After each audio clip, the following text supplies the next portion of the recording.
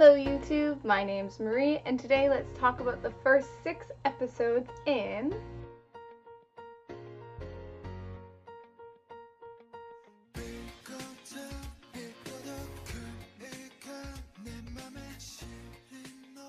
So the premise of the show is actually quite simple. It is about a 17-year-old girl who gets into a major car accident and falls into a coma for 13 years. And then when she wakes up, she's still emotionally and mentally a 17-year-old. She thinks that the accident only happened yesterday. However, she's now 30 years old and 13 years has passed. You know, there's struggles that go along with that, and like having to come to terms with the fact that you've just lost 13 years of your life and the future that you might have had is now no longer available to you. And our male lead was also traumatized by this accident. However, I won't tell you much about the circumstances around that because I went into that not knowing really anything about him, and I found that to be quite a pleasant surprise, actually. I usually don't like not knowing things, but in this case, learning his story I thought was quite fun and engrossing. Through some circumstances, they end up living together under the same roof, along with our male lead's nephew and a truly hilarious housekeeper. Oh my god, I just got a hoot and a half out of her.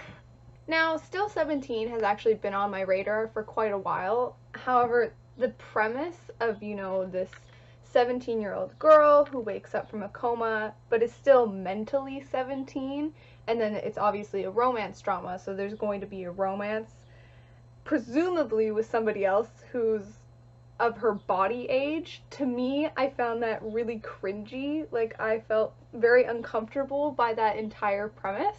I think it could be very easily ruined by bad writing or bad directing or bad characters. However, bad characters, bad writing, and a bad production is not what this show is. I was extremely pleasantly surprised. I put on the first episode thinking I'd only watch maybe one because I really didn't think I would be comfortable with the entire idea of it. And the next thing I know, it's 3 o'clock in the morning and I've binged everything that's out, all the 6 episodes, and I'm just like, what happened? So on the production side of things, Still 17 or 30 but 17 looks like a lot of the other shows that we've been getting this year in 2018.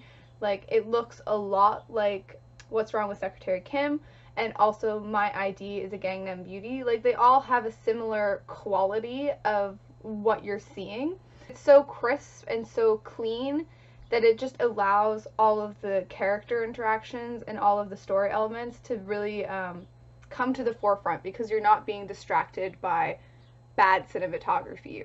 So our female lead, the actress, is amazing.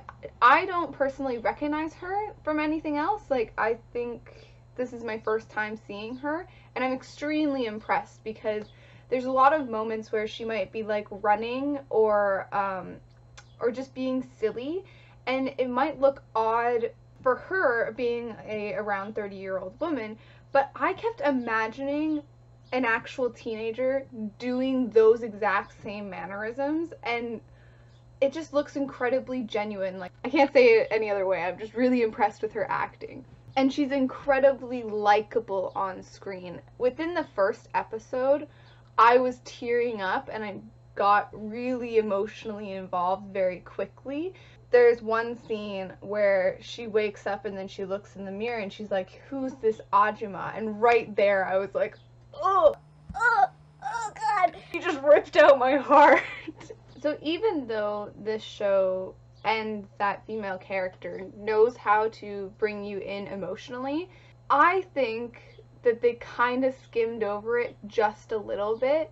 I hope it becomes more important, or they put more of an emphasis on it a bit later in the show. That would be such a traumatic experience, just losing 13 years of her life. And even though, like, there are moments, really great moments in the show where our female lead deals with that, I want a little bit more of those moments, because in those moments, that's when I feel the most emotionally engaged. And I find all of the interactions between all of the characters in this show incredibly believable. I do think it's a great show so far, and if you're interested by the synopsis alone, I would just go watch it, or, you know, wait till it's fully out so then you can binge it. But 6 episodes are out right now, and I think that's a good chunk of episodes to just binge till 3 o'clock in the morning. But anyways, spoiler warning. So there is a love triangle developing between the male lead and his nephew and our female lead. And I'm very torn about it because on the one hand, I really do like the nephew. Cute and young, you know, that would pair very well with our female lead who is mentally 17. I do like the interactions and the relationship that's starting to develop between the female lead and the male lead. So love triangle wise, I don't actually have a ship yet. I'm open to both of them, but I think it'll be very interesting when the male lead finds out who she is. Arc of him finally finding out is going to be really interesting, and that's also what's hooked me in. Like, there's 2 things that I really want to know going forward or have made me invested, and that's him finding out and how that develops and unfolds. And also, I want to see just more from the female lead in that character and how she deals with losing 13 years of her life. And I'd love to see her pick up the violin again and, like, just, you know, chase after her dreams. You know, like, I'm just invested in her as a character.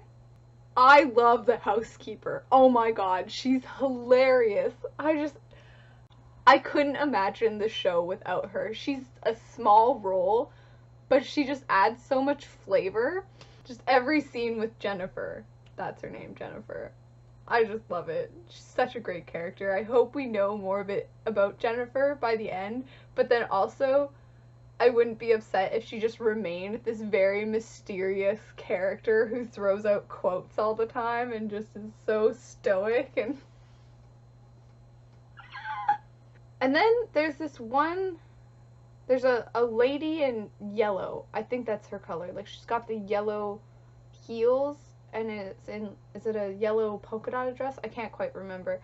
But she's, like, they're showing a lot of scenes with her, and I'm very curious about that. Like, where is that going? Like, at this moment, I can't piece together who this woman in yellow is.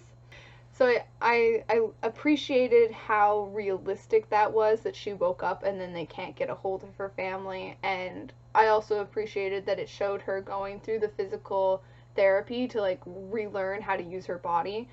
Overall, Still 17 I think is a great production, and I'm going to watch more for certain. I might even watch it week to week, even though I don't really like doing that, but that should tell you right there that how much I just enjoyed this show. Anyways, let me know down below if you've watched it and if you're enjoying it as much as I am, or if you're going to just give up on it, because I'd be curious to know that too. Alright, have a good day, have a good night, bye.